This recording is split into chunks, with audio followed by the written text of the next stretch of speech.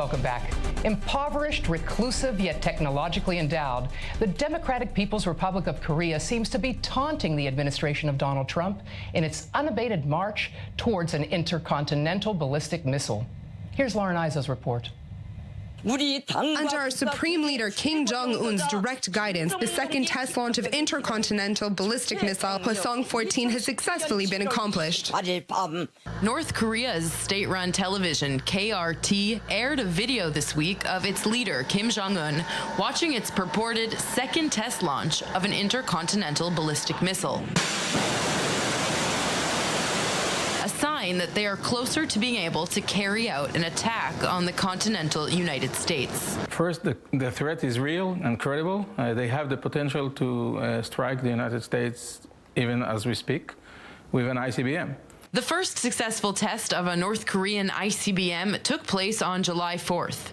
The era of strategic patience is over. The President of the United States is leading a coalition of nations to bring pressure to bear until that time that North Korea will permanently abandon its nuclear and ballistic missile program. Some are unconvinced that their arsenal is as powerful as they let on. Israeli expert Tal Inbar says their reports are indeed accurate. I see that for many years that all the reports coming out from Pyongyang are correct. There are no just bragging about the capabilities just for the sake of propaganda. Those missiles are good for show. I don't see in the foreseeable future any scenario in which those missiles will be fired on the United States. Regardless of North Korea's intentions, the West is keeping its eye on its growing missile arsenal and its relationship with Iran. Last week, test of Iranian heavy launch vehicle for satellite. There are some commonalities between this design and the North Korean satellite launch vehicle, the Unha.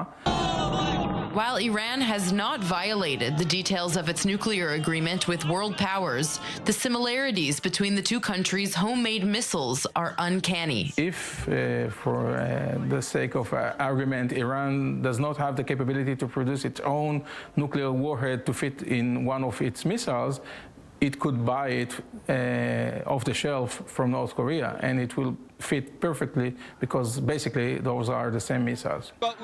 Military might aside, experts all over the world agree that it is not in anyone's best interest to start a nuclear war. Once again, we urge North Korea to awaken from a vain illusion, such as developing a nuclear program and missiles, and instead choose a new path for a dialogue.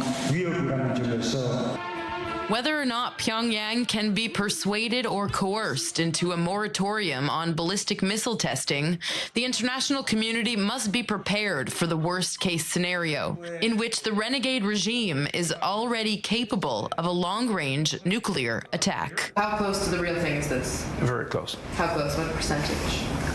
It's more than 99% close to the real thing. We're delighted to be joined this week by Danny Yatom, former director of the Israeli Mossad. Danny, welcome. Hi. But before we get to the interview, here's a look back at his storied career. Retired Major General Danny Yatom is a former IDF combat soldier, commander of West Bank forces, a top aide to prime ministers and defense ministers, and a twice-elected former lawmaker. But he is most widely known for the position he held from 1996 to 1998 as director of Israel's international spy agency, the Mossad. Born in Netanya in 1945, Yatom began his military career in the elite Sayeret Matkal Commander Reconnaissance Unit, rising through the ranks to deputy commander. In May 1972, he took part in rescuing hostages from the hijacked Sabena plane en route to Tel Aviv from Brussels.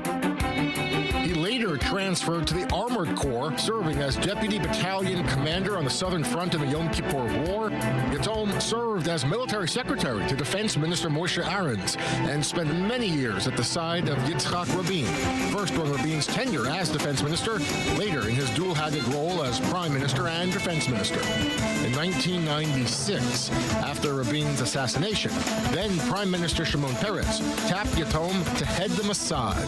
He was the first Mossad director whose name was exposed to the general public while in office. Yatom's command of the spy agency was tainted by two traumatic events. One, a botched operation to assassinate Hamas leader Khalid Mashal in the Jordanian capital of Amman. And the second, an inherited scandal that erupted during his tenure, involved the discovery that a prized operative had been deceiving the system and providing false intelligence for 23 years. Yatom resigned from the Mossad in 1998 after yet another bungled operation, this time in Switzerland. From 1999, Yatom served as Chief Security Advisor and Chief of Staff to Prime Minister Ehud Barak, where he was intimately involved in peace negotiations with the Palestinians and Syria. He was twice elected to the Israeli parliament as a member of the left-of-center Labor Party. Nearly a decade out of government, Yatom is an active member of Commanders for Israel Security, a group of more than 200 former high-ranking officers who are pushing for separation from the Palestinians in the West Bank. The former Mossad head is co-chairman and CEO of Global Strategic Group, an international consultancy, and he's an author of The Labyrinth of Power, whose first chapters are devoted to that botched Mashal assassination attempt and his efforts to remedy a crisis that 20 years later, under vastly different circumstances, is once again threatening the Hashemite kingdom's ties to a government, this time led by Prime Minister Benjamin Netanyahu. Danny Yatom, soldier, commander, shadow warrior, peace negotiator, lawmaker, and author. Welcome to Strictly Security.